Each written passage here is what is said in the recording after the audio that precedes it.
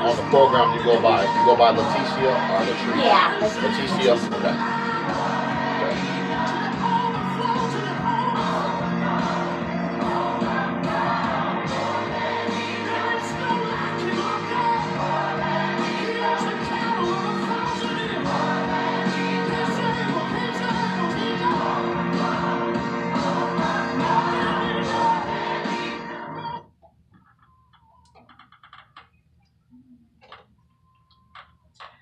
Okay, everybody, that was a wonderful song by Pastor Kelly Steele and Israel Horton called Overflow. And we are so honored today to actually have Pastor Reginald Steele of Kingdom in the Valley Christian Church here on the Let's Talk Life show. Well, listen, I'm excited about today. I just appreciate you having me on your program today, and I just look forward to dialoguing with you and talking about some interesting topics today. All right, that's so great, you guys. So, we are celebrating a year anniversary here at the Let's Talk Life show, and I wouldn't want to celebrate it any other way than having my favorite pastor here. Oh, well, thank you. I'm so appreciative, and I'm honored to celebrate this monumental moment with you.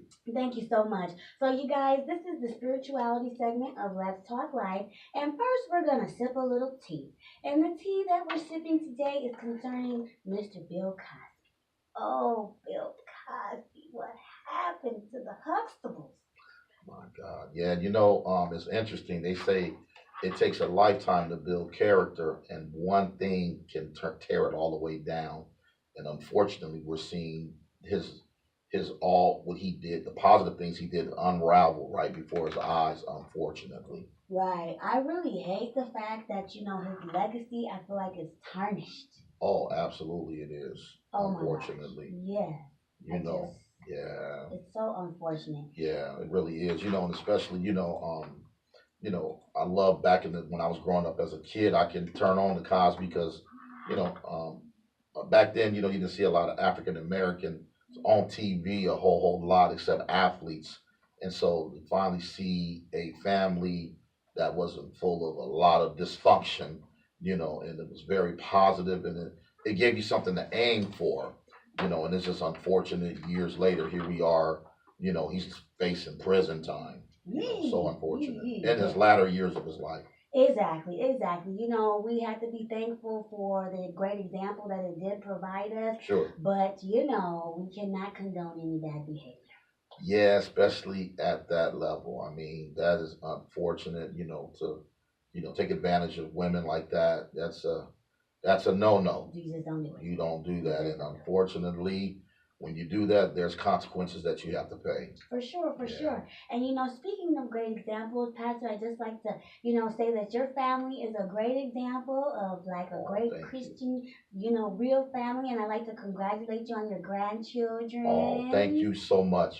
They brought so much joy to my world, if you will. My granddaughters, matter of fact, they turned 4 months old a few days ago, and so we celebrate every month. Yes. But even that came with challenges. Our daughter had the twins out of wedlock, and our goal and for life was for her to not put the cart before the horse, but nevertheless, we're grateful for we love the babies. We're human, and it's Right. always a blessing to have life, to give life. So, Yep. and I know you guys are supportive. And Absolutely. she's going to have a great family to help, Yep. raise the babies.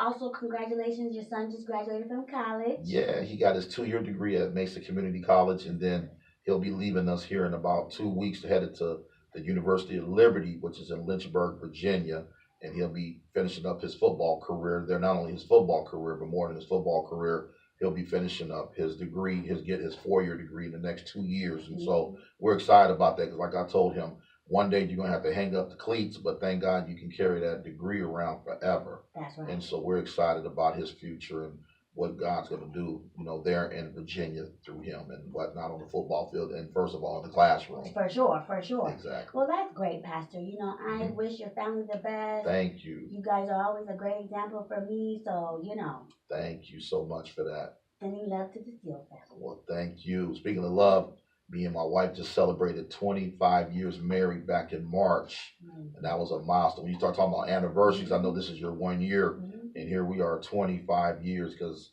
nothing just happens. You got to grind. If you want to see anything be successful in this life, you gotta roll your sleeves up. And I tell people all the time, you can do one or two things: is fight or flight. Yes. And we chose to fight, and here we are 25 years later. Really 28, but 25 married. Sure, sure. I really love that. And Thank you. I was just actually going to get into that because we were listening to Overflow, which is a song that was written and produced by your wife, Exactly. Kelly Steele, Yep. and Israel Horton. Exactly. And so, I just think that, first of all, I love the song. Thank It's you. one of my favorite songs. I always love listening whenever, I just want to be poured into. And, Awesome. you guys just give us a little info about the song and the CD. It's interesting. When my wife and I were married, we were probably maybe 2, 3 years married. Poor, really not a whole lot of money. We were considered the working poor, if you will. And then before that, we were on welfare. And she would always tell me that her music would go around the world, and I would make negative comments like, whatever. At the end of the day, we're trying to keep some food on the table, and you're talking about music going around the world. You need to get your head out of the clouds. So I wasn't as positive then as I am now. I was in my 20s, of course, back then, and so I was at that time kind of dumbed down her dream, if you will. But some 20 years later, she held on to that dream and kept it in front of her. And that song, that the portion that we heard today, has gone all around the world. I've had the opportunity to travel and do ministry in London, Australia, and New Zealand. And each place that I was at, they actually played her song in those different countries, and they've even changed it into different languages, and it's being heard in the Philippines. And so I encourage anybody that's listening right now, if you have a dream, I believe your dream can become a reality. And don't do like I did. Don't try to dumb down the person that has this dream on the inside of him, because I'm a firm believer that if you start saying it, you'll see it. Yeah. Because I believe death and life is in the power of your tongue. For sure, for sure. Absolutely. And I just want to actually take this time, Pastor, to thank you for the bottom of my heart, for always being such an inspiration to me. Thank you. And for being my shepherd. Absolutely. Ever since I've been in Arizona. And I really, always, have been so encouraged and given strength and just, inspiration to know that I can do all things. Right. You see what I'm saying? By listening to your ministry and always being a part of the church. So I just really want to say thank you, Pastor. Oh, thank you. And I'm so glad that you're a part of our ministry and with everything that God is doing. And I just believe that the sky's the limit. Yes. If we just keep doing our part, I believe He does His part. Amen. And that's the thing. We at the Let's Talk Life show always want to encourage the audience that, you can do anything that you put your mind to. Absolutely. If you work hard at it, you have faith in yourself, and you do the work, it can be done. It can be. 13 years ago when we started our church, my wife gave me a little bit over $1,300, and to see that turn into thousands of people and millions of dollars has really still, when you text somebody and something happens, you text SMH. I'm still shaking my head. Shaking my head. 13 years later. Pastor. Yes. First of all, you guys, when I first started going to the church about 6 years ago, we were like in an office building off of Peoria. Yep. Now you have about 2 acres or no, 10. 10 acres. Oh. Yep. Exactly. Total of 10. We went from no acres to 10 acres. I can remember when we started in the swap meet, people thought we were crazy because we started the ministry in the swap meet with 93 people, and 37 came back the next week. So we thought we were going to increase, and we actually decreased. I was talking to more chairs than people, but I knew if I just kept at my craft, and I just knew that, and down the road that it would eventually evolve and grow and whatnot. And now we see thousands of people every Sunday, and so again, shaking my head. Well, my mom came to the church on Sunday. We were there for Mother's Day. Got it. Pastor Kelly had a great word. Sure. Thank you, Pastor Kelly. Yes. But my mom was like, oh my God. Like she couldn't even, she was OMG. Right. SMH. Right, exactly. Exactly. And Yeah. I'm like, look at what God can do. Look at what He can He do. can. He So can. now, Pastor, I do just kind of want to like share, or you to share kind of your personal testimony, and like Hmm. what caused you to give your life to your ministry, Right. and a little bit about the church and what you guys do in the community. Well, you said it earlier. I'm kind of known for being real raw and relevant, and just to keep my testimony 100 with everybody. I was 23, 24 years old and got in some major trouble here in Phoenix, and doing things that I probably should not have been doing, and I wind up being in jail, and that was my rock bottom, if you will. And that's when I began to realize, you know what, I got 3 kids and they need me, and I need to make some adjustments in my life. I'm gonna spend a lot of years in the slammer, if you will. And it was during that time that I made a decision to make some adjustments in my life. So once I got out of jail, I began to shift my circle and make sure that I got some people around me that didn't have my problem anymore, but that actually had my answer. And I began to go back to church and begin to just glean from the church and learn and so on and so forth. And it really changed. I began to change my character and whatnot. And here I am, 21 years later, a public figure in this valley and, around the world. I've been able to travel. Last year, I think I was in 21 different states, promoting my book, my third book that I wrote and whatnot. And so I sit here today just humbled that at the end of the day that God doesn't throw people away, and I'm definitely a product of his goodness, if you will. Yeah. And I'm so glad that in spite of my behavior that he didn't write me off, if you will, because there was others that gave up on me and really said I would be dead by the age of 25. And actually it was at 25 when I preached my first message. And now I'm 46, 21 years later. So I'm grateful. And that was the one thing that I was concerned about when I jumped into the ministry. But I have longevity, Right. and I stand before you 21 years later. Yeah. I mean, there's nothing else I can do, so I'm stuck like Chuck, You're stuck like Chuck. But that's a little bit of my testimony. But yeah, and then even after I, was on probation, which was probably the best thing that ever happened to me, because they had told me that if I came up dirty, drug test wise, that I would go do 4 years in prison. And so I was able to get delivered overnight, and haven't had a joint now, thank God, in 22 years. But always say to each his own. Yeah. At the end of the day, it's something that I needed to get a grip on because it dominated me. For sure, Yeah. So it's okay. yeah. Especially we got the legalization going Sure. on here, Yeah. Arizona, all these things. But Yep. anyway. And that's fine because even I've told people that you got a medical card and the doctors tell you that you need it. Hey, listen, who am I to say that it's not? If it's working for you, who am I? There you go, whatever. Exactly. Well, that's the one thing that I love about your ministry, Pastor, that you guys don't judge people. No. It's a come as you are Yep. situation. That's right. And I always look at the church as like a hospital. People Mhm. aren't coming when they're all, fabulous and don't have any problems and issues. That's supposed to be a safe haven that people can come to Absolutely. know that maybe it can be a life-changing experience. So can Yep. you just kind of let us know about Kingdom in the Valley and like what you guys do in the community for people?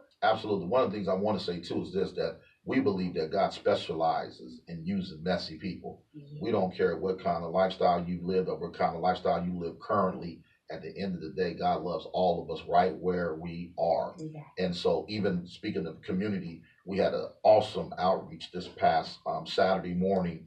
We fed almost 100 homeless people and gave away clothing and shoes, and even gave away one of Pastor Joel Osteen's books, who I personally know. Mhm. And so it was awesome, because the Bible says, when you've given to the least of them, he said, you've given unto me and I'll repay. Mhm. And we weren't doing this so we can get a payback from God. We were doing it because we love people, period. Mhm. And we understand that people fall on hard times and whatnot. And, we want to do everything we can to help give them some type of leverage. And so that's why we believe in going out in the community and being a blessing. And also, so we did that, and then we're going to be doing something for Thanksgiving as well. We're going to be doing a big outreach for Thanksgiving. We've already been game planning, putting our heads together. We want to give away a couple of thousand turkeys in the community, and then we're doing a big backpack outreach in August, right before the kids go back to school. We haven't done that in a few years, so we're excited about bringing that back as well. Because I can remember when our church was 7 months old, we did an outreach and we gave away 1,000 backpacks with supplies, and we gave away food. And I'll never forget, this lady came up to me. She said, I just want to tell you, Pastor, my husband died 3 weeks ago. And she said, after we spent all our money on the funeral, we had no idea. She said, I had no idea how I was going to send my 3 kids back to school. She said, but I heard about this outreach and I was able to get all 3 of my kids, not only backpacks, but supplies. And she just cried in my arms as she was eating a hot dog. And so at the end of the day, those are the kind of things that make my spirit leap, knowing that we're giving back and helping people. And then you guys also have a prison ministry too, is We that do, right? we do. Matter of fact, we have a team of guys that go out every Friday, and we have a women's team that goes out on Sunday afternoons, because you cannot forget about those people. I always say we want to impact not only the up and out, because we know some up and out people that's got a pocket full of money, but they have no peace. And we want to be a blessing to them as well. But then you got the down and outers that are still in jail. Let's not forget about those that are on the streets or in jail. So every Friday we have a team that goes out that ministers to them on Friday nights. And then we have another team of women that goes to the women prison every Sunday afternoon. And we're seeing even some of those women I've got an opportunity to meet that have gotten out of jail and that have come to the church, and some of the men as well. Now, it was interesting. We had one man that was locked up. He still is, but he had his mom star coming as well. So we're really impacting people, and I just love it, because at the end of the day, that's our bottom line. We want to be effective and impactful. Exactly. And you guys, the slogan is what? Building God's kingdom, one family at a time. The word build means to establish, to strengthen, and put back together.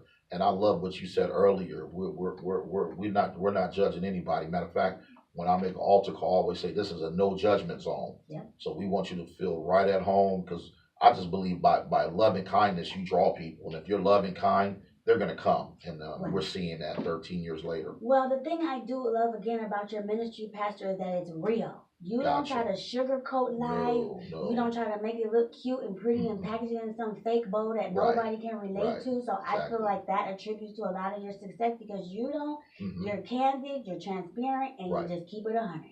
You're absolutely right. God told me something years ago. He said, through your nakedness, you're going to clothe people.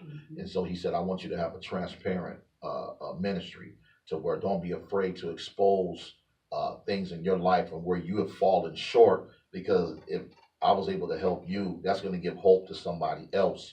Like even last night at our midweek service, which is on Wednesdays at 7 p.m., I was sharing with the church how there was a time in 2017 that I had a working relationship with God, but not a personal relationship with God, because you can get bored in your purpose and then you just start winging it, if you will. And so it was when I shared that last night, and then earlier this year, I had so many people run me down and say, thank you. I went through the same thing, where it was just, I was just going through the routine, if you will, of being an usher, a greeter, working in parking lot ministry, but then really not, spending time with him during the week, if you will. And so, at the end of the day, man, we're human. We're going to fall short, but the travesty is not when you fall, it's when you don't get back up. That's right. Let's get back up and learn from our mistakes. Matter of fact, in June, I'm doing a series called Take Your L. Not a loss, but take your lesson. And because I believe you can learn from a lesson. Some things you need to go through. And matter of fact, I'm gonna even tie it in there that sometimes you need to lose sometime. Yes. So you don't become a spoiled brat. Well, you know what, Pastor? I just am so thankful for Kingdom in the Valley Church, because the church, your ministry, and even you personally have been there for me in some of my darkest times here in Arizona. So I don't know where I would really be without the church. That's just my personal testimony, because I'm not even from here. And so the church always has welcomed me with open arms. I have a whole church family, especially Mama Karen. Exactly. She looks out for me so much. So Right. So the last thing, can you tell the audience, Pastor, where the church is located, the website, and kind of some service time? Absolutely. We're at 11640 North 19th Avenue. That's in Phoenix, Arizona. Our service times are 9:30 a.m. and 11:30 a.m. And we also do Wednesday at 7 p.m. And we're easy to find. Our crossroads are 19th Avenue. We're right between Cactus and Peoria. And would love for you to come and visit us again. 11640 North 19th Avenue, between Cactus and Peoria, 19th Avenue. And our website is KIVCC.org. Again, that's KIVCC.org. You can even follow me on Instagram and Facebook as well, Reginald T. Steele. So would love for you to, follow me on Instagram and Facebook. I try to quote little motivational things on there and whatnot, and you get a chance to thumb through all that and whatnot. Look at you on IG, Hey, Pastor. and it's actually me. I don't have anybody doing it for me. There was a time where I had to have somebody do it for me because I wasn't, tech savvy. But I've turned a major corner. Yeah, I really have over the years. Well, what are we without social media? Hey, that is the truth. I believe it can be a blessing and a cursing. Yes, it can. But we've done our best to try to make it a blessing and use it as a tool to touch people. Okay, you guys. Well, thanks so much, everybody, for tuning in to this week's episode of Let's Talk Life with Leticia Latrice.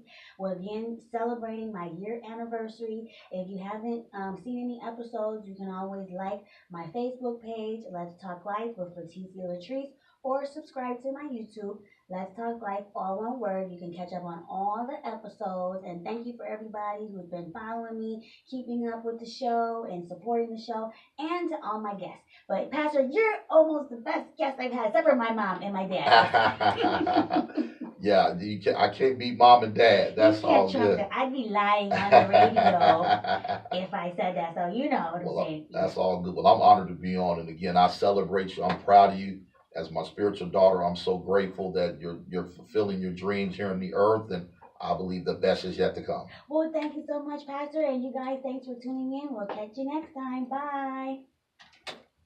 All right. Thought we pulled it off. How you turn it off?